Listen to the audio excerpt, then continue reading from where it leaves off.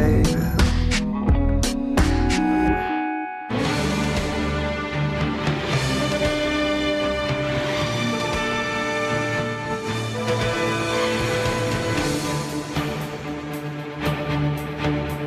Es un acto político más, es un reproche.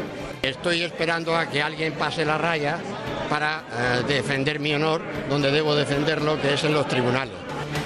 Buenas noches. Otro ministro del Partido Popular, Iván Tres, ha sido reprobado este jueves en el Congreso de los Diputados a cuenta de la amnistía fiscal desautorizada por el Tribunal Constitucional. Un día duro para Montoro si le añadimos que se ha desayunado con una noticia en la que se señala el despacho que fundó como conseguidor de cambios legislativos para favorecer a sus clientes.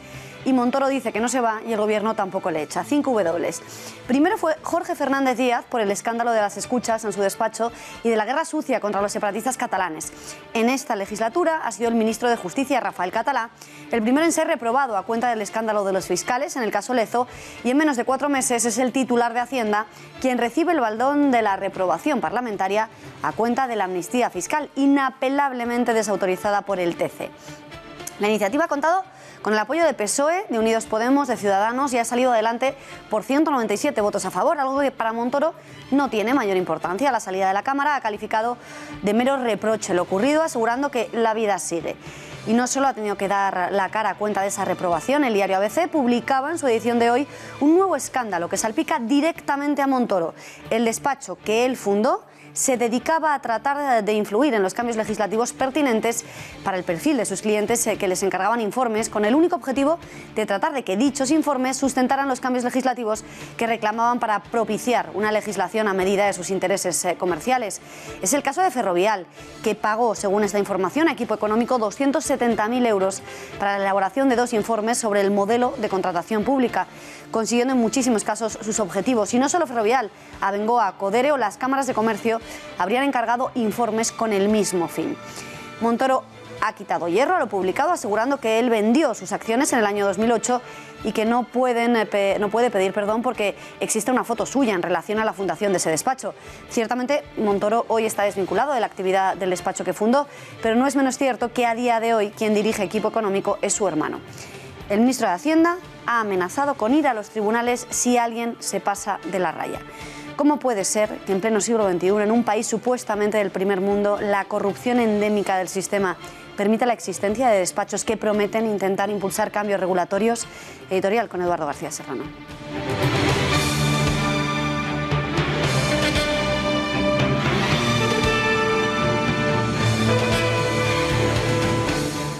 Buenas noches, Beatriz. Mañana termina el plazo para presentar la declaración de la renta. En una suerte de paradoja casi poética, el ministro del ramo, Cristóbal Montoro, que con el dedo en la lengüeta del gatillo, más que combinarnos, nos amenaza a todos para que no le despistemos ni un euro a la hacienda pública, ha sido reprobado en el Congreso por un par de asuntos que le inhabilitan, siquiera sea moralmente, para seguir siendo el guardián del tesoro, el recaudador del diezmo de los españoles y el verdugo de los que le hurtan al fisco los dineros que deben pagar. A Cristóbal Montoro le dejó en cueros vivos el Tribunal Constitucional al declarar anticonstitucional su amnistía fiscal para grandes evasores de capitales, ante los que don Cristóbal se arrodilló para que repatriaran sus fortunas a cambio de castigarles sin postre. No dimitió, tampoco le echaron. Hoy ha sido reprobado por la sastrería que fundó antes de ser ministro para influir en el gobierno y en el poder legislativo y hacer leyes a medida de los intereses financieros y comerciales de sus exquisitos y poderosos clientes. Tampoco ha dimitido, tampoco le han echado. Mañana termina el plazo para presentar la declaración de la renta. Tengan cuidado, Montoro es implacable con todos, menos con él mismo y con los grandes evasores.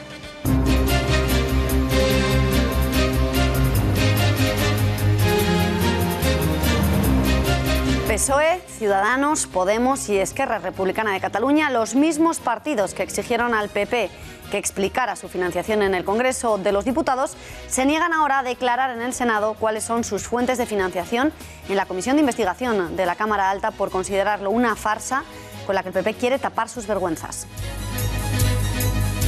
El Congreso ha rechazado hoy la enmienda presentada por Podemos para la legalización de la eutanasia, el mismo día en el que Pedro Sánchez se ha comprometido con Alberto Garzón a conseguirlo en cuanto sea posible. de modo que el Partido Socialista se ha comprometido a despenalizar la eutanasia. No. Pues la verdad es que no lo sé. No. Yo sí. Porque va en contra de mis creencias. Porque considero que la vida es un regalo. El rey emérito Juan Carlos I no oculta su indignación y malestar por haber sido excluido por el protocolo del Palacio de la Zarzuela del solemne acto parlamentario en conmemoración del 40 aniversario de las primeras elecciones democráticas celebradas en España tras la muerte de Franco. Así se lo ha dicho a Raúl del Pozo, un malestar que desde el Congreso los principales protagonistas políticos comprenden perfectamente. Que sigue vivo hubiera podido tener todo el sentido del mundo. Creo, en mi opinión, en mi modesta opinión, que el rey emérito hubiera estado. Esta cita con la historia hablaremos hoy con Fernando Paz, profesor, historiador y escritor de La paradoja histórica, que supuso que el detonante de la Primera Guerra Mundial, el asesinato en Sarajevo del archiduque Francisco Fernando de Austria, se produjera el mismo día, 28 de junio, en el que 5 años después Alemania firmaba su derrota en el Tratado de Versalles, otro 28 de junio, pero de 1919.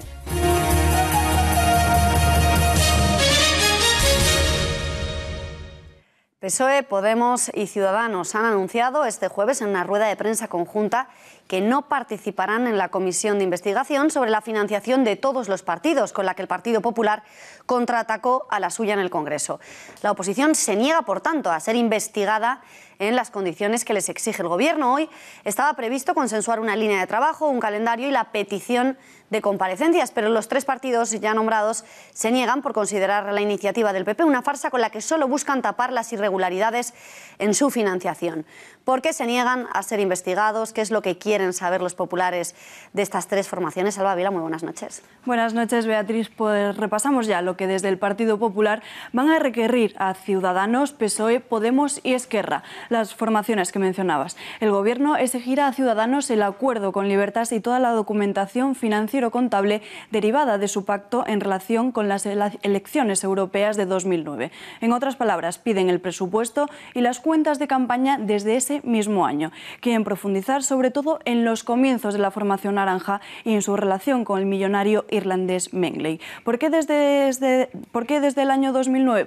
Pues porque fue justo en ese momento cuando Ciudadanos, con Unión del Pueblo Salmantino y el Partido Socialdemócrata Español, se aliaron con Libertas, alianza que supuestamente le costó al irlandés 3 millones de euros. Pero es que este no es lo único que quieren saber desde el partido del Gobierno. Desde el partido de Rivera se encuentran también en el punto de mira. Los populares solicitan el contrato de compraventa o alquiler de estas, las facturas de todas las obras que se hayan realizado en ambas y las facturas de mobiliario. A esto se suman las campañas electorales en distintos puntos de nuestro país y la contabilidad de algunos grupos municipales. Veamos ya qué solicitan a Podemos, y es que la formación morada tampoco se libra y van a exigir las cuentas de 15 asociaciones vinculadas a Podemos, entre ellas la Fundación CEPS, en donde se han realizado estudios de asesoría para el gobierno de Hugo Chávez. Las cuentas de La Tuerca y Forta Apache también serán estudiadas. Espacios de televisión en los que diferentes dirigentes de Podemos, como Pablo Iglesias, colaboran asiduamente. Todo ello, además de las declaraciones de IRPF de todos los diputados nacionales y autonómicos y europeos, y además de senadores desde el año 2014, algo a lo que ni Sánchez, ni Rivera, ni Iglesias están dispuestos. Eduardo, consejos vendo pero para mí no tengo. Pues efectivamente, que sabio es el refranero. Cuando uno pretende ejercer de Jerónimo Savonarola, hay que estar más limpio que una patena. Nada que esconder, nada que ocultar, nada de lo que avergonzarse, para que el dedo acusador que señala la corrupción de los demás no se te llene de gusanos en la primera comisión de investigación. Cuando uno pretende emular a Robespierre, conocido como el incorruptible, conviene no tener bolsillos en la levita para tener las manos siempre limpias y a la vista de los demás, de todos los demás. Bueno, pues el PSOE, Ciudadanos, Podemos y Esquerra, que se han puesto el hábito de Savonarola y la levita de Robespierre para denunciar e investigar la presunta corrupta financiación del PP, no quieren ahora que a ellos se les investigue en el Senado. En el caso del PSOE, las razones de que no quiera mostrar a banderas desplegadas las fuentes de su financiación son tan antiguas como sobradamente conocidas y evidentes. En Podemos bastaría con que los ayatolás iraníes treparan a un minarete para contarnos a todos lo que Pablo Iglesias ya nos contó él solito, o que los cafres bolivarianos venezolanos vuelvan a enseñar los papeles de la financiación de Podemos en el Parlamento de Caracas. Solo nos queda saber por qué el aparentemente aseadito Albert Rivera no quiere que se investigue en el Senado a su partido veleta. Si no tuviera nada que ocultar, no tendría el menor inconveniente a ser investigado, ¿o no? Gracias, Eduardo. Y hoy también el Congreso ha votado autorizar la puerta giratoria que permite que Pablo Iglesias compatibilice sus responsabilidades como diputado con la remuneración que recibe como presentador y tertuliano en Hispam TV. Podrá, por lo tanto, mantener su actividad privada, como ya han solicitado otros 34 parlamentarios. Pero no solo podrá seguir como asalariado en los medios de comunicación, sino que también solicita a la Cámara que le autorice a impartir conferencias, participar en encuentros políticos, académicos y también, como no, tertulias, con el único compromiso de no cobrar cuando se trate de medios públicos. Como suele ocurrir cuando se trata de votar sobre el Estatuto del Diputado, ya sea sobre dietas, jubilaciones o cualquier otro asunto, en el Congreso no hubo por unas horas partidos ni ideologías y los miembros de la comisión votaron de manera secreta que todos los diputados con conflictos de intereses puedan seguir realizando sus labores privadas remuneradas a la vez que su trabajo en la Cámara Baja, a pesar de que la ley orgánica del régimen electoral lo prohíbe. Solo el PSOE se opone a que los diputados desarrollen actividades paralelas. Gracias a los votos de PP, Podemos y Ciudadanos, Toni Cantó y Félix Álvarez de la formación naranja o Gloria Elizo, Rosana Pastor, Noelia Vera y Pablo Iglesias de Podemos podrán seguir con sus actividades privadas mientras ejercen como diputados. Así lo ha decidido la Comisión del Estatuto de los Diputados. El líder de Podemos podrá seguir embolsándose así más de 30.000 euros anuales por ser tertuliano televisivo. En concreto, 33.700 euros es la cantidad declarada por Iglesias el último ejercicio en concepto de derechos de autor y presentador de televisión por sus tertulias en Hispam TV. Una cantidad que se une a los 74.000 euros anuales que se embolsa como diputado. Es decir, el último año el líder morado se embolsó la nada despreciable cifra de 107.000 euros. Además, desde 2013 y hasta el año pasado, Iglesias cobró nada menos que 93.000 euros a través de la empresa 360 Global Media por sus labores como director y productor en la cadena iraní. No se le puede negar al antiguo profesor universitario y actual político y tertuliano que tiene una mente privilegiada para sus finanzas. Y seguimos muy pendientes de lo que ha dado de sí la mañana de este jueves en el Parlamento, donde los diputados han rechazado una enmienda a la totalidad presentada por Unidos Podemos a la Ley de Muerte Digna de Ciudadanos que pedía despenalizar la eutanasia y el suicidio asistido. Una negativa que se produce a menos de 24 horas de que Estrasburgo avalara retirar el soporte vital a un bebé en contra de la voluntad de sus padres. El bebé de 10 meses, Charlie, sufre una enfermedad genética rara. Está hospitalizado en Londres sin esperanza alguna de mejoría según el diagnóstico médico. Antes de tirar la toalla, sus padres querían llevar al niño a Estados Unidos para probar un tratamiento experimental. Sin embargo, la justicia británica truncó sus planes al considerar que un tratamiento experimental sin perspectiva de éxito era perjudicial para el bebé. Ahora, el Tribunal de Derechos Humanos les ha arrebatado su última esperanza. Su bebé será asesinado sin que sus padres puedan hacer nada para evitarlo. Y precisamente a trabajar para conseguir legalizar la eutanasia se ha comprometido hoy el secretario general de los socialistas, Pedro Sánchez, en la reunión que ha mantenido con el coordinador federal de Izquierda Unida, Alberto Garzón. Así lo ha comunicado en una rueda de prensa posterior al encuentro, pese a que este mismo jueves y hace 3 meses el PSOE votara en contra de hacerlo ya. Un acuerdo para trabajar conjuntamente, tanto Partido Socialista como Izquierda Unida, en el seno también del Grupo Parlamentario de Unidos Podemos, para que en el trabajo de las enmiendas parciales haya una actividad conjunta para despenalizar la eutanasia. De modo que el Partido Socialista se ha comprometido a despenalizar la eutanasia trabajando conjuntamente con los compañeros y compañeras, en este caso de Izquierda Unida y de Unidos Podemos. ¿Usted está a favor de regularizar la eutanasia? No. Oye, ¿qué es lo que más te molesta? Pues es el dolor. La verdad es que no lo sé. Habrá que ver los casos. No. Yo sí. Evitarle el dolor, el sufrimiento y lo horroroso que es cuando una persona se encuentra en unas circunstancias tan horrorosas. Porque pienso que el ser humano no tiene que sufrir y llegas a una edad que tenemos que todos tener una dignidad. Es un tema muy personal. Si yo me viese en esa situación, yo diría que sí. Es cada persona que elige y que ella es la que tiene derecho y los familiares lo ven en unas condiciones muy extremas. porque va en contra de mis creencias. Porque considero que la vida es un regalo, ya que no nos viene regalada, pues no nos corresponde decidir cuándo termina. Hoy Sánchez continuaba su ronda de contactos con el socio de Pablo Iglesias y después de haberse reunido el lunes con este. 2 días después de ese encuentro, el secretario general Morado continuó eufórico por una reunión que se traducirá en equipos de trabajo que, según ha relatado Iglesias esta misma mañana, empezarán a trabajar ya este próximo mes de julio. Para trabajar, los equipos se tienen que empezar a reunir desde el mes de julio. Tenemos que hablar de techo de gasto, tenemos que hablar de pensiones, tenemos que hablar de empleo juvenil, tenemos que hablar de rescate a la infancia en situación de pobreza, hay que hablar de los tratados de libre comercio, hay que hablar de plurinacionalidad, hay mucho que hablar y mucho que trabajar. Nosotros estamos dispuestos a hablar, a trabajar, a sacar propuestas adelante y nosotros vamos a intentar que esa agenda de trabajo concluya en sacar al Partido Popular de las instituciones.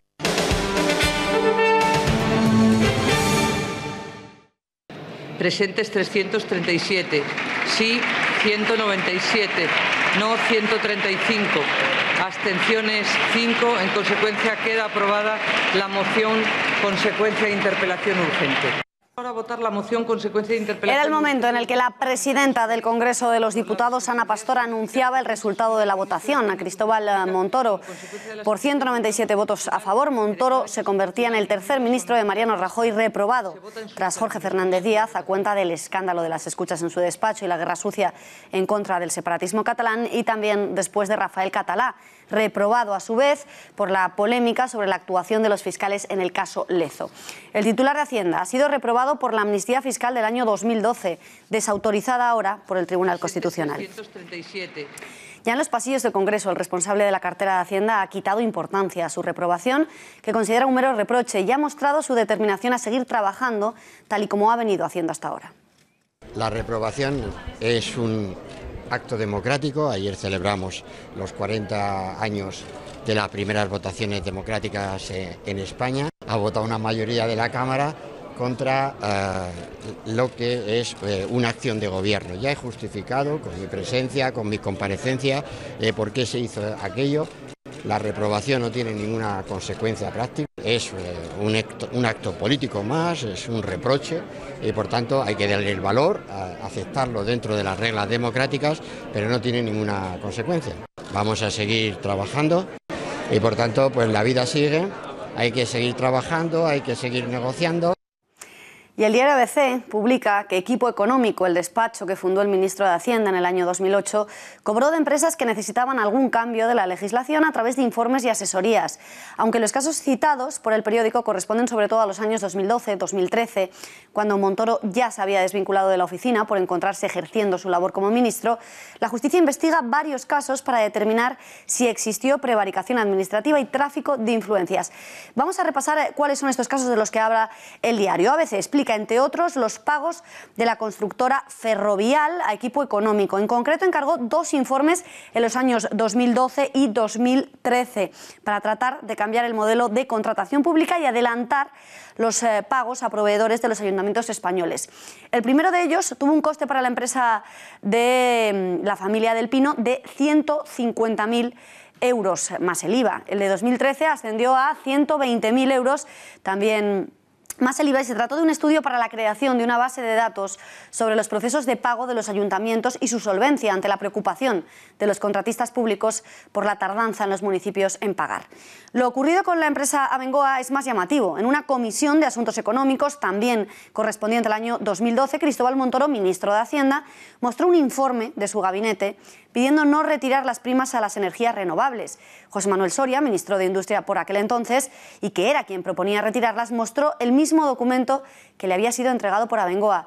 Todo tenía una fácil explicación. Equipo Económico era por entonces el asesor de la compañía energética.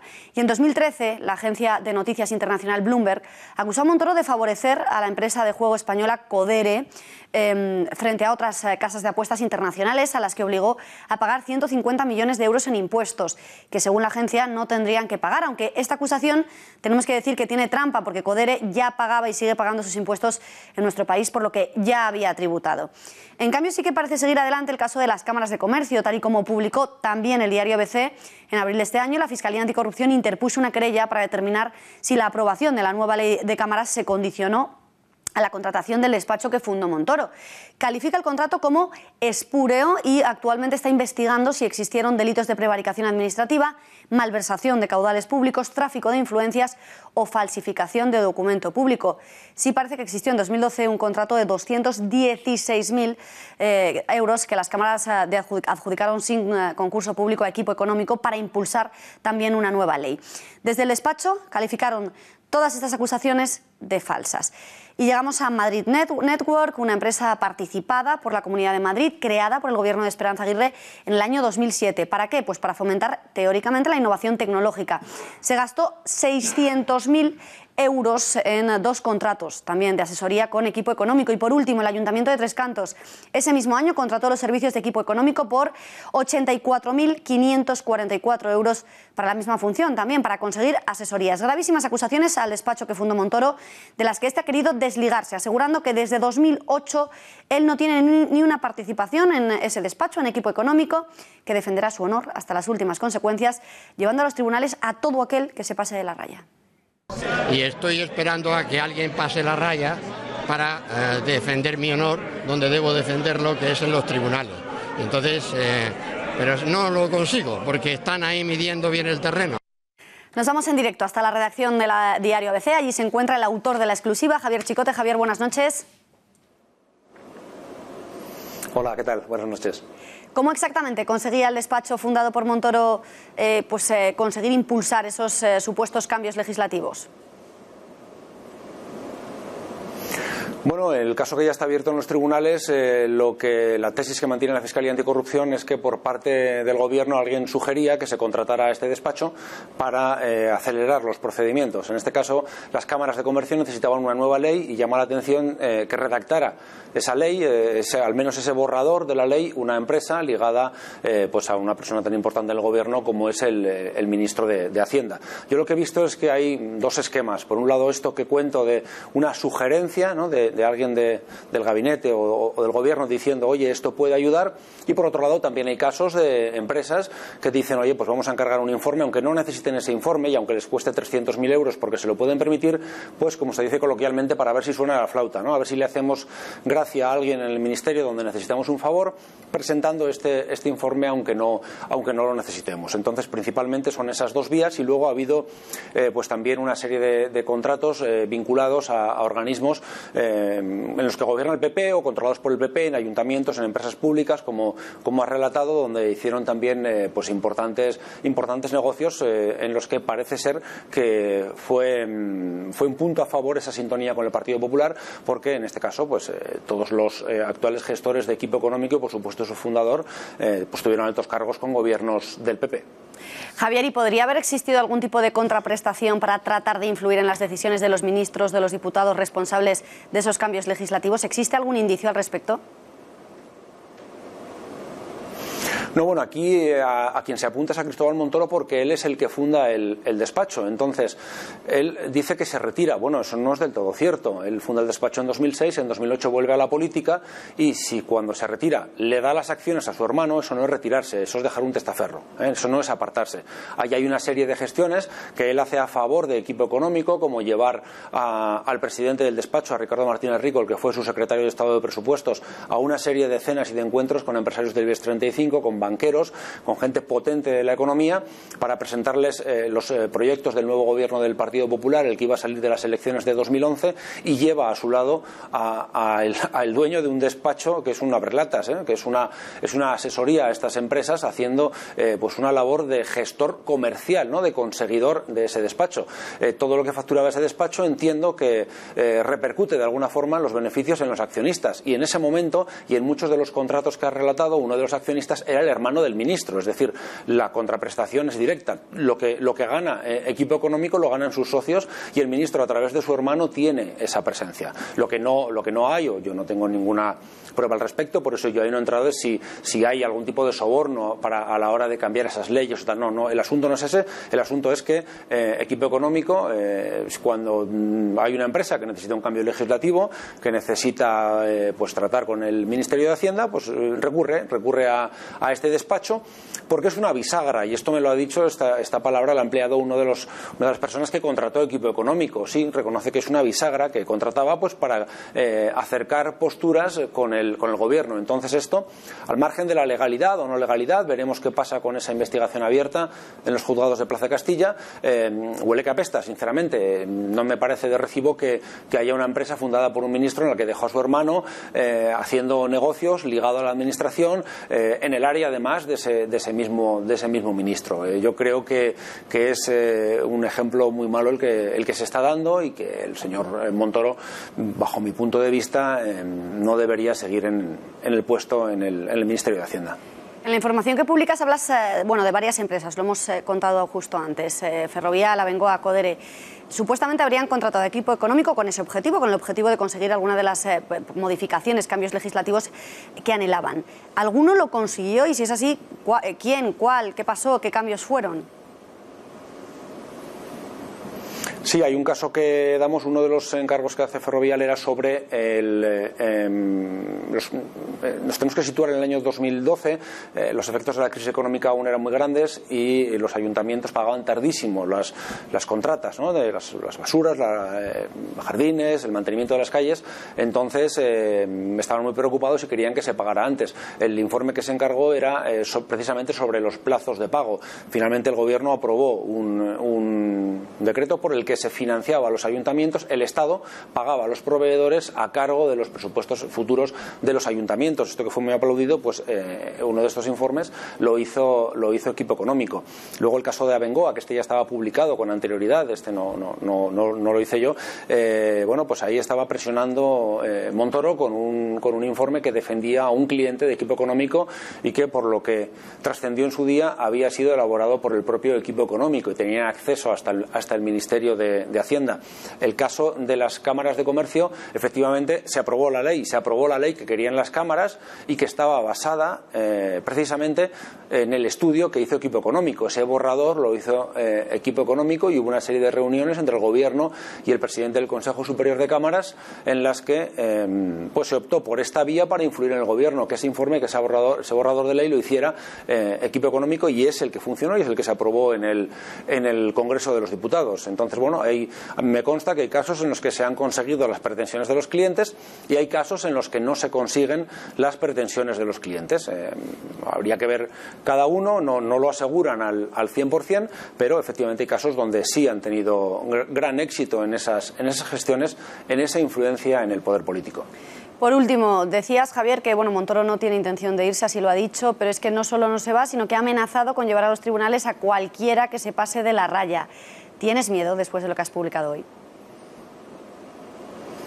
No, hombre, miedo no. Miedo yo, los periodistas, hay, no sé, por desgracia hay países donde publicas alguna información y te pueden pegar 2 tiros. Y aquí lo que tenemos que soportar son amenazas como la del ministro de hoy. La verdad es que no, mucho miedo no me da. Yo soy el primero que me mido en mis informaciones y cuando el propio Montoro ha dicho es que está muy bien medido, pues bueno, yo me lo he tomado más como un elogio, porque él ha reconocido que le gustaría demandarnos, pero no puede porque la información está medida. Medida, en realidad, lo que significa es que es cierta. La información es cierta, no se ha podido desmentir absolutamente nada de ninguna de las últimas informaciones que hemos dado y temor ninguno. Lo mismo que estoy contando ahora en Intereconomía, lo que escribo, yo se lo diría mañana mismo a un juez o a un fiscal anticorrupción si me lo preguntara, porque todo está basado en datos y también en testimonios directos y totalmente objetivos.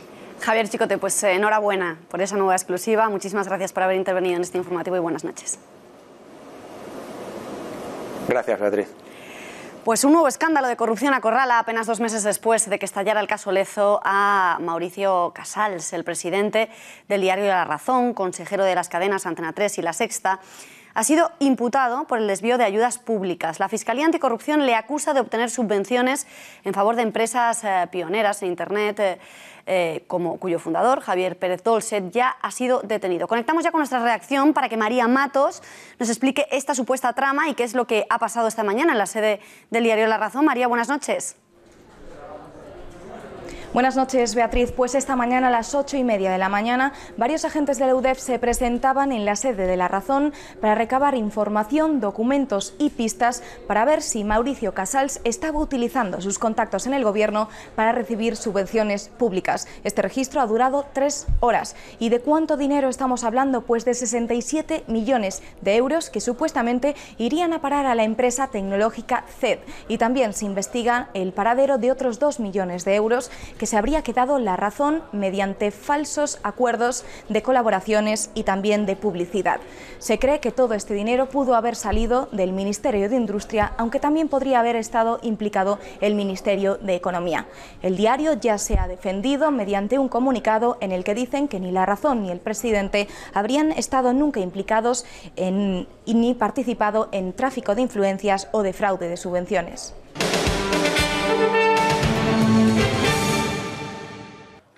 El Congreso ha dado hoy luz verde al CETA a pesar de la abstención del Partido Socialista. Por 179 votos a favor, 79 en contra y 81 abstenciones, los diputados han ratificado el Tratado de Libre Comercio entre la Unión Europea y Canadá. Tras ser aprobado, el acuerdo en el Congreso continuará su tramitación en el Senado. Un pacto que se empezó a negociar en 2009 y que fue firmado entre las partes el pasado mes de octubre, en el año 2016.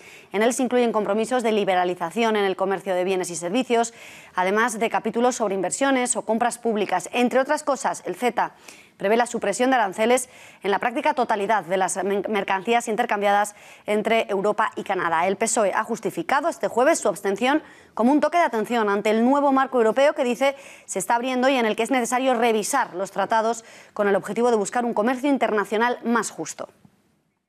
Un déficit que ha mutado en insurrección global con Trump, con el Brexit y con los partidos xenófobos en Europa. ¿O es que no ha pasado nada en Europa en estos últimos años? Es que no ha pasado nada. Recordar que el CETA se ideó en el 2007, hace 10 años, en un momento de inicio de la crisis. Oponerse al CETA ni resolverá los problemas de gobernanza europea, ni cambiará el ritmo de la mundialización. Por eso, con esta abstención, queremos dar un toque de atención en este nuevo marco europeo que parece abrirse en esta segunda mitad del 2017, porque parece que estamos refundando Europa, o se quiere refundar Europa, y para refundar Europa hay que revisar esos tratados.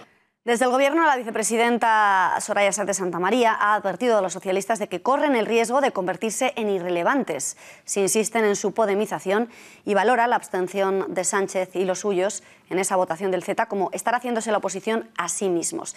Desde Berlín, el presidente del Gobierno ha pedido al resto de dirigentes europeos claridad en contra del proteccionismo y seguir el ejemplo económico de España. Apoyar hoy este tratado es por encima de todo contribuir a que España siga estando a la vanguardia de este prometedor momento en Europa, ganando liderazgo y fortaleciendo su peso. Nuestra posición, señorías, es inequívoca, entre otras cosas porque no ha cambiado. Puede ser que la de otros sí, y cabe preguntarse por qué. Serán esos grupos los que tengan que dar explicaciones de su sentido de voto.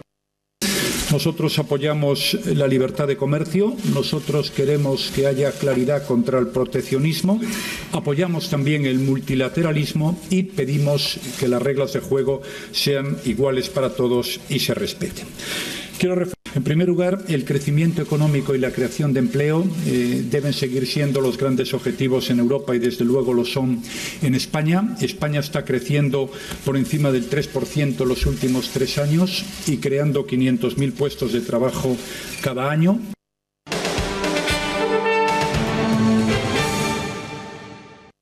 El rey Juan Carlos ha manifestado estar dolido y molesto por no haber sido invitado al homenaje que tuvo lugar ayer en el Congreso de los Diputados para conmemorar el 40 aniversario de la primera cita con las urnas desde la llegada de la democracia, convirtiéndose sus palabras en la polémica del día.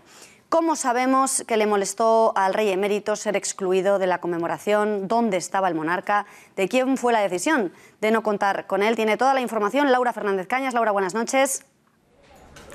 Buenas noches, Beatriz. Pues efectivamente, el enfado del rey lo ha confirmado esta mañana Raúl Pozo, después de haberle preguntado al mismo rey emérito si no haberle invitado a la conmemoración de la democracia era igual que no haber invitado a Napoleón a la conmemoración de la batalla de Austerlitz, a lo que el rey emérito contestó con un contundente sí, desde luego. ¿Que dónde estaba el rey emérito? Eso no podemos contestarlo. Lo que sí sabemos es que no estaba dentro del hemiciclo. El gobierno ha tirado balones fuera diciendo que es culpa del Congreso no haber invitado al rey emérito, y por la otra parte la Casa Real dice que es un tema meramente protocolario, ya que el rey actual y el rey emérito no pueden estar dentro de las Cortes al mismo tiempo. Laura, ¿y cómo han reaccionado los protagonistas políticos a esta exclusión? ¿Qué han dicho? Efectivamente, Beatriz, a esta reacción de indignación se han sumado muchos de los líderes de los partidos políticos, eso sí, no todos. Empezamos por Pablo Iglesias, al que sí le ha sorprendido la ausencia del rey emérito. Incluso ha llegado a decir que tenía todo el sentido que el rey Juan Carlos hubiese sido parte de esta conmemoración. Vamos a escucharle. Hombre, yo creo que a la vista de todas las figuras que han estado aquí y tratándose de alguien que sigue vivo, hubiera podido tener todo el sentido del mundo. Distinta, más no opuesta, ha sido la respuesta desde el PP. Rafael Hernández, su portavoz, decía que era necesario revisar el protocolo para que el rey emérito pudiese asistir también a todo este tipo de eventos. Eso sí, aseguraba que el rey Juan Carlos había estado presente en todos los discursos y sobre todo en el espíritu de todos los que estuvieron presentes en esta conmemoración.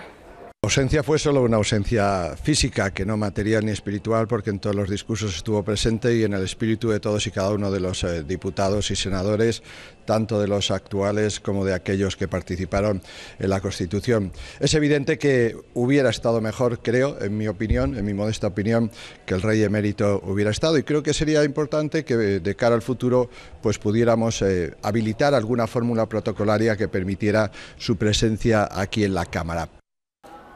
Desde el PSOE, Margarita Robles ha querido expresar su respeto total a las decisiones de la Casa Real. Eso sí, ha querido remarcar que lo importante era recordar a todas esas personas que hicieron posible la democracia. Nosotros vamos a ser muy respetuosos con las decisiones que tome la Casa Real. Para mí lo importante es el acto en sí de homenaje a la transición, de homenaje a las personas que hicieron posible que hoy en día tengamos una Constitución y una vida parlamentaria normalizada, y el Partido Socialista se queda con ese homenaje que hace suyo a las personas que hicieron posible la transición. Sorprendente la reacción de Albert Rivera, presidente de Ciudadanos, el que ha asegurado no haberse dado cuenta de la ausencia del rey emérito. Eso sí, ha valorado en todo momento la participación del rey Juan Carlos en esta transición celebrada. Pues mire, si le digo la verdad, había tantísima gente y tantas caras conocidas, hasta que no lo vi luego en la prensa y que se comentaba, no fui consciente de que no estaba. Y luego he leído la prensa y creo que fue una decisión de Casa Real. En fin, no me voy a meter en esas polémicas. Lo que sí que es verdad, y eso es innegable, es que el protagonismo del rey Juan Carlos y de Suárez y de otros líderes políticos de la transición pues es innegable, más allá del acto de ayer, ¿no? Que es una cosa simbólica. Por tanto, más allá de polémicas, que bastante ya hay por lo que he visto, sí que quiero reconocer lógicamente el papel que tuvo el rey Juan Carlos en la transición, que es innegable, ¿no? Eduardo, pues muchos medios titulan esta polémica. No ha querido Albert Rivera meterse en polémicas, pero muchos medios aseguran que Felipe VI ha matado al padre. ¿Coincides con esta lectura? Sí y no, lo vamos a explicar. Vamos a ver. El ninguneo al rey emérito Juan Carlos I en la efeméride de las primeras elecciones obedece a razones más profundas de las que se están exponiendo a tenor del regio cabreo hecho público por el rey con título pero sin trono y sin corona. En el linaje borbónico, tanto el francés como el español, la lealtad no es moneda de curso legal. Del apellido de la estirpe surge un verbo, borbonear, que en la más suave de sus acepciones indica traición. El borboneo no se practica solo allende la familia. Los Borbones, desde tiempos inmemoriales, empezaron a borbonearse entre ellos mismos, tanto en Francia como en España, a partir de 1714. Fernando VII borboneó a su padre, Carlos IV, tratando de arrebatarle la corona, hasta que en Bayona Napoleón Bonaparte los borboneó a los dos, dándole, en presencia de ambos, la corona de España a su hermano José. Juan Carlos I borboneó a su padre, don Juan, al aceptar de manos del general Franco la corona de España, rompiendo la continuidad y legitimidad de la línea dinástica y provocando un largo distanciamiento paterno-filial. Juan Carlos borboneó a Franco una vez muerto el general, ojo, en vida jamás se hubiera atrevido a hacerlo. Y ahora su hijo le borbonea a él, negándole los laureles de la democrática efeméride. Genuinamente borbones, todo queda en casa, todo queda en familia. Y andando el tiempo, alguien borboneará a Felipe VI, porque está en su naturaleza.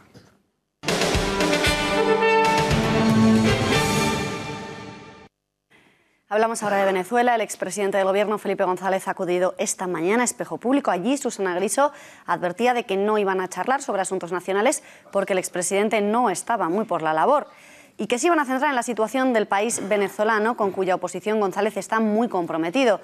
Por si alguien aún tenía dudas sobre cuál es la postura de González, pues hoy lo ha dejado meridianamente claro, mostrando su pesadumbre por la deriva hacia la que va el país sudamericano y poniendo una fecha para que la situación se deteriore aún más. Le preocupa a Venezuela porque estamos a un mes, dice, de que haya un paso decisivo y ha humillado a la dictadura chavista, a la que acusa de tratar como mercancía a Leopoldo López.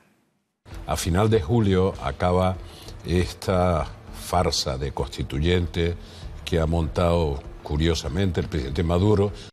Él ha decidido en esta situación crítica que va a abrir un proceso constituyente en contra de la Constitución y de sus procedimientos, sin cumplir la legalidad, que eso es el final de un golpe de Estado continuado que empieza en diciembre de 2015, propósito disparatado y, debo decir, antichavista del señor Maduro, termina aprobando, pseudo-aprobando, una nueva constituyente. De agosto estaría desalojada la Asamblea elegida libre y democráticamente por sufragio universal y se pondría por un régimen totalitario.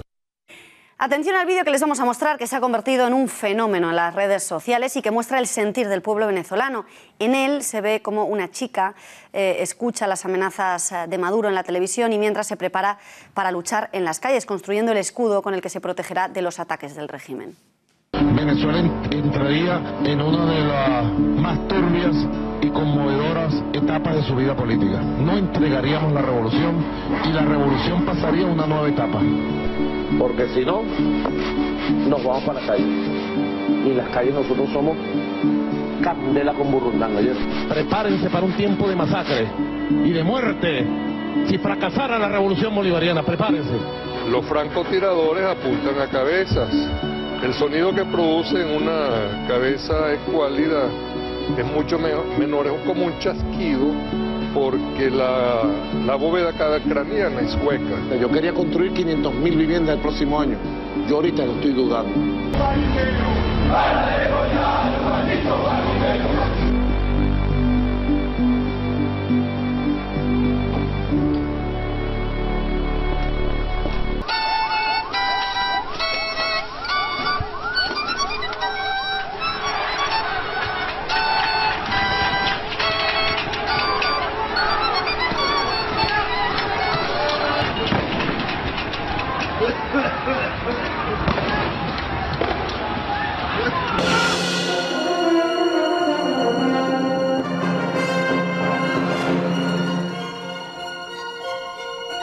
El 28 de junio, fecha ligada a la Primera Guerra Mundial por dos razones. Por un lado, el asesinato del archiduque Francisco Fernando de Austria, heredero del trono austriaco, también de su esposa. Por el otro, la firma del Tratado de Versalles, que ocurría en la misma fecha 5 años después. Fernando Paz, muy buenas noches. Muy buenas noches.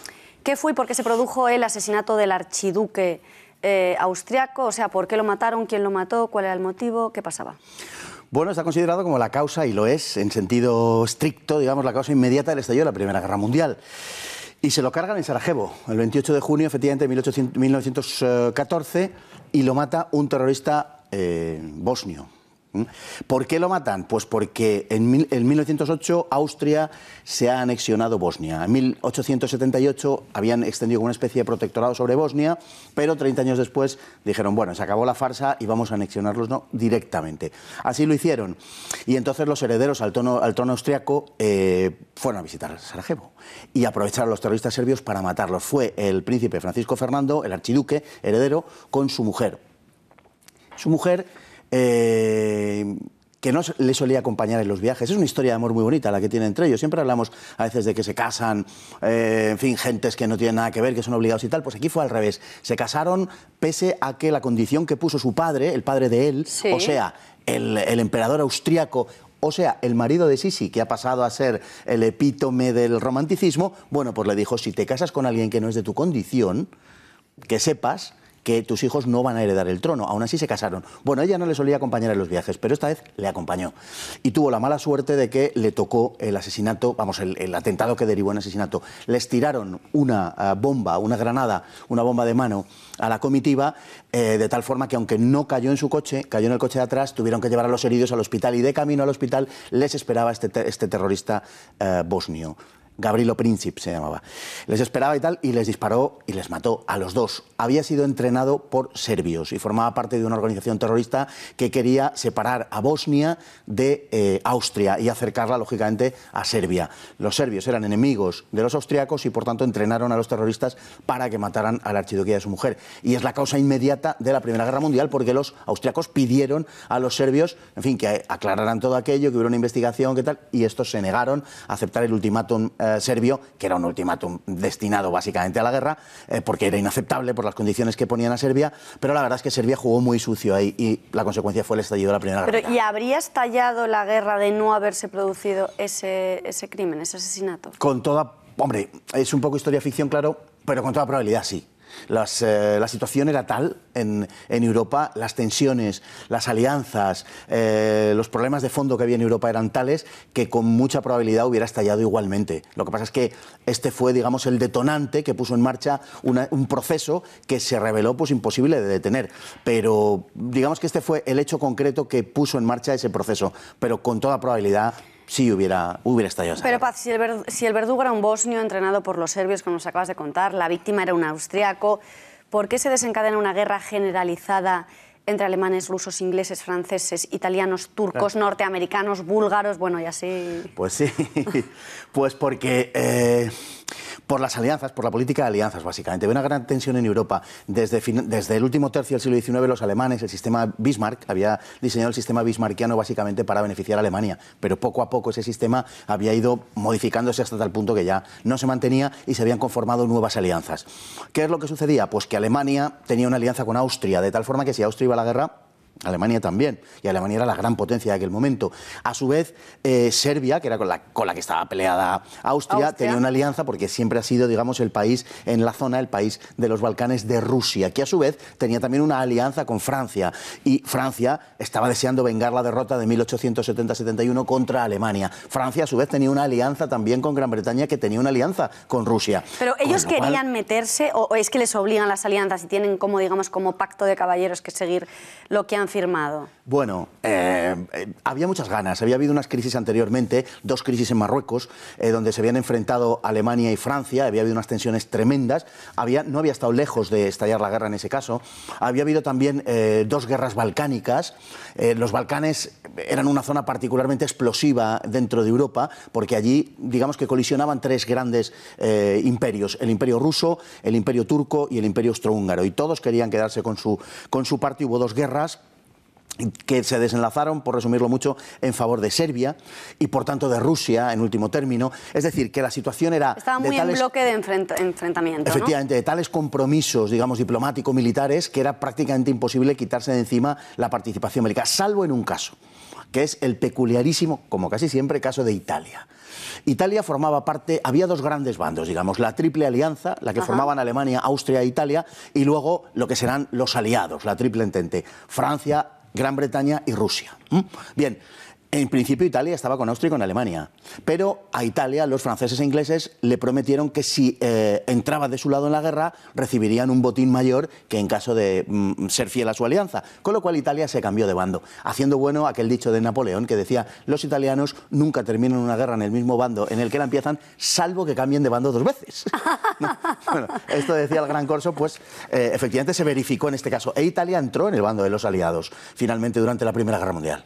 Paz, pero no se entiende porque estaba todo muy atomizado, pero realmente la época anterior fue una época pues, de prosperidad, de brillantez económica, la Belle Époque, ¿no? Antes de 1914. La época antes de la Primera Guerra Mundial ha quedado, quizá por una visión también elaborada a posteriori, como la época, como la bella época, ¿no? Como la Belle Époque que se denomina en Francia, y que se correspondía, yo creo que a grandes rasgos se correspondía con por lo menos la forma de vida burguesa que prevalecía en Europa. Fue una época de un gran desarrollo, es una época en la cual se producen un sinnúmero de inventos. Pensemos que surge entonces el teléfono, el avión, el ferrocarril ha surgido ya antes, pero está en su, digamos, en su apogeo. Es la Europa del ferrocarril, donde se puede ir, una cosa prodigiosa, en 3 días de San Petersburgo hasta Sevilla. Es una época de una confianza ilimitada en el progreso. En ese sentido se parece un poquito, esperemos que no termine igual esto, pero se parece un poco a la época actual. Es una época de una gran confianza en el progreso, donde parece que el mundo va a seguir progresando ad infinitum y los problemas van a ser superados por la ciencia y el progreso. El problema del progreso es que desemboca en las trincheras, en las alambradas, en el barro de la Primera Guerra Mundial, porque ese progreso también produce armas mucho más mortíferas, mucho más destructivas, y como digo, desemboca en la Primera Guerra Mundial, en una guerra que no tiene precedentes por su magnitud y que hacía un siglo habían terminado las guerras en Europa. No nos olvidemos las guerras napoleónicas. Llevaba Europa un siglo prácticamente sin guerras, con excepción de la guerra franco-prusiana, de la guerra de Prusia con Austria y con Dinamarca, pero guerras menores en todo caso. No había habido una guerra generalizada. Esa confianza en el progreso terminó en un absoluto desastre, y fruto de ese desastre, pues digamos que se incubó un escepticismo generalizado en Europa que daría lugar luego a los totalitarismos. Fernando, hemos visto los bloques, nos los has explicado, como ese cambio de bando incluso de Italia, que no estaba nunca donde se le esperaba, pero ¿fue una guerra ideológica? Porque la segunda sí. ¿Esta fue también tan ideológica? En alguna medida sí, pero no básicamente, ¿no? Porque es verdad que se enfrentaban monarquías de carácter digamos absolutista, no exactamente absolutista, pero en fin, autoritarias, como eran la alemana y la austriaca, contra democracias como eran Francia y Gran Bretaña, pero también hay que ver dónde estaba Rusia, por ejemplo. Rusia era una autocracia. ¿Pero cuál era el motivo de fondo de la guerra? El motivo de fondo de la guerra fue, el motivo. El motivo, bueno, sí, porque al final, claro, estaban todos metidos ahí por alianzas, pero ¿qué es lo que quería cada bando? ¿Por qué peleaban? Había muchos motivos. Había un enfrentamiento franco-alemán, que era ya histórico. Francia había impedido la unidad alemana durante siglos y los alemanes habían hecho su unidad frente a Francia. Eso es una enemistad directamente de base que la tienen. Exacto. Y bueno, pues cuando hay fricciones se lían. Siempre. Entonces, a partir de ahí, pues claro, a partir de ahí se elaboran las alianzas. Eso es, digamos que es una variable casi independiente. Pero luego también hay una carrera por los mercados y por el poder mundial entre Gran Bretaña y Alemania. Por ejemplo, hay una carrera en el mar en cuanto a la marina, en cuanto a la exportación de productos, una lucha por los mercados. También los conflictos coloniales, aunque las colonias estaban diseñadas casi originariamente para dar salida a los conflictos, precisamente para que no se produjeran en Europa, pero a su vez acaban engendrando también conflictos y dando lugar a fricciones. Hay muchas razones por las cuales, muchas razones de fondo que abocan a esa Primera Guerra Mundial, que en su momento se llamó la Gran Guerra, pues no se llamó Primera hasta que no hubo una Segunda. Claro. Y militarmente, Paz, ¿quién era mejor? Bueno, sin duda Alemania. Alemania era el país militarmente más preparado. Alemania era un país en el que, se ha dicho a veces, ¿no?, cuando uno ve a unos oficinistas alemanes, es muy fácil imaginárselos en un uniforme, y en cambio cuando uno ve a unos soldados británicos o americanos, es muy fácil imaginárselos de oficinista, ¿no? Es decir, las sociedades occidentales democráticas son sociedades civiles, mientras que Alemania se hizo, la unidad alemana se hizo por la vía militar, y lógicamente todo lo militar y el ejército en Alemania tenía un enorme prestigio. El ejército alemán, sin ninguna duda, el Estado Mayor alemán, el ejército de tierra alemán, era el mejor ejército del mundo, con toda claridad, ¿no? Pues por lo que nos estás diciendo, había desproporción entre las dos coaliciones que se enfrentaban. Debe haber una relación con el hecho de que finalmente los aliados ganen la contienda. Sí, porque el ejército alemán era mejor, como digo, y a corto plazo hubiera ganado. Es decir, para que Alemania tuviera una posibilidad real de ganar la guerra, tenía que desenlazar la guerra, tenía que conseguir la victoria a corto plazo. Cada día que se alargaba la guerra, la victoria se alejaba de Alemania. ¿Por qué? Porque los recursos de los occidentales eran inmensamente mayores que los alemanes. Eran los dos imperios más grandes del mundo, el francés y el británico, además de Rusia, con sus enormes masas humanas, y luego ya la entrada de Estados Unidos y su industria, pues se puede uno imaginar. Tenía prácticamente, era como una especie de pozo sin fondo, ¿no?, los aliados, mientras que los alemanes estaban mucho más limitados, alemanes y austriacos, ¿no? Es decir, que Alemania, siempre en todos estos conflictos nos cuentan, es muy buena, es más superior, pero siempre a corto plazo. Eso es. Si las guerras se alargan es cuando ellos tienen un problema. Eso es. Eran los, como refiriéndose a la Segunda Guerra Mundial, el general Franco los caracterizó como los invencibles contra los inagotables. Y claro, al final acaban ganando los inagotables. Claro. Si prolongan lo suficiente la guerra, acaban ganando. Los invencibles son muy buenos en cuanto al desarrollo propiamente militar, pero claro, se necesita industria, se necesita ese fondo humano inagotable que tienen ellos, y además, como digo, en aquel momento los dos imperios mayores del mundo abarcaban casi la mitad del globo. Paz, nos quedan pocos minutos, pero tenemos que hablar, porque hemos vendido esto como una doble efeméride y hemos hablado del origen, pero no hemos hablado también de esa otra fecha, 28 de julio, misma fecha, pero 5 años después, del Tratado de Versalles, que mucha gente justifica como bueno, pues lo que finalmente terminó originando y desencadenando esa Segunda Guerra Mundial. ¿Cómo era el Tratado de Versalles para que pasara luego la Segunda Guerra Mundial, para que desencadenara? Bueno, el Tratado de Versalles fue un proceso largo, fue un proceso de meses, en el cual, al final del tratado, por decirlo, por empezar por el final, y que se entienda mejor quizá, los alemanes lo consideraron un diktat, es decir, un dictado, una imposición.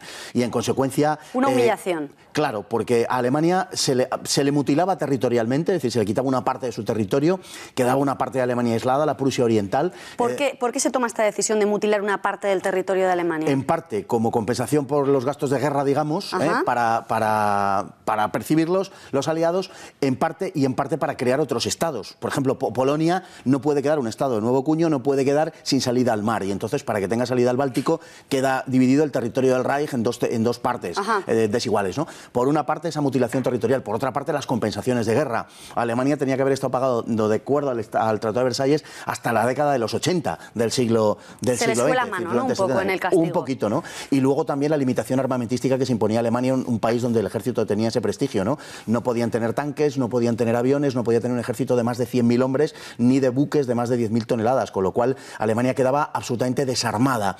Esto fue percibido por los alemanes, como digo, como una imposición, como un dictado, como algo intolerable, porque además los aliados, por su parte, tenían también sus acuerdos en el Tratado de Versalles, tenían también sus restricciones, que en cambio ellos no cumplieron. Por tanto, los alemanes se sentían, digamos que inevitablemente maltratados y vejados por Versalles, claro. Pues Fernando Paz, un día más interesantísimo, se nos está acabando el tiempo, pero bueno, yo creo que lo hemos contado con mucha calma. Bueno, dentro de lo posible.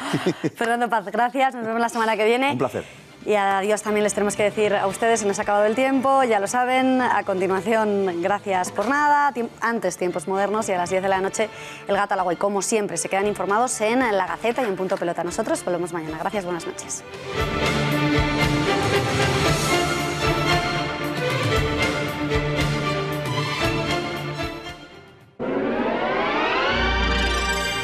Volvemos en un minuto. Solnatura es un centro de naturopatía, alimentación saludable y complementos alimenticios. Su misión es la de ayudar a las personas a obtener calidad de vida a través de pautas de alimentación correctas y complementos alimenticios de máxima calidad. Nuestra especialidad es la elaboración de programas de mejoramiento personalizados y enfocados a nutrir y fortalecer el organismo. El equipo humano de Solnatura está compuesto por naturópatas y médicos con amplia experiencia en este campo, y sus métodos son siempre naturales, preventivos y respetuosos con el medio ambiente. En Solnatura te vamos a ayudar. Llama ya al 91 31 31 409. Estamos en la calle Conde de Aranda 13, Metro Retiro. Soy María Jesús Barreñada, presidenta de Aredos Abogados, doctora en Derecho, abogada y abogada Rotal. Si tienes un problema jurídico, no dudes en contactar con nosotros, te lo solucionaremos. Este despacho ha sido galardonado con el Premio a la Excelencia Profesional porque defendemos tus derechos, financiamos tus procedimientos, tu problema jurídico lo hacemos nuestro y te lo solucionamos. En España, algo más de 2 millones de niños acuden a una escuela concertada, el 25,4% del alumnado. Al Estado, una plaza en un colegio concertado le cuesta de media 2.850 euros anuales, una plaza en un colegio público 5.900 euros, más del doble que en la concertada. Los conciertos escolares ahorran al Estado 6.400 millones de euros anuales. Más de 10 millones de familias se han beneficiado de la educación concertada en los últimos 30 años. La educación concertada, además de ahorrar dinero a todos los españoles, garantiza la libertad de elección educativa para los padres.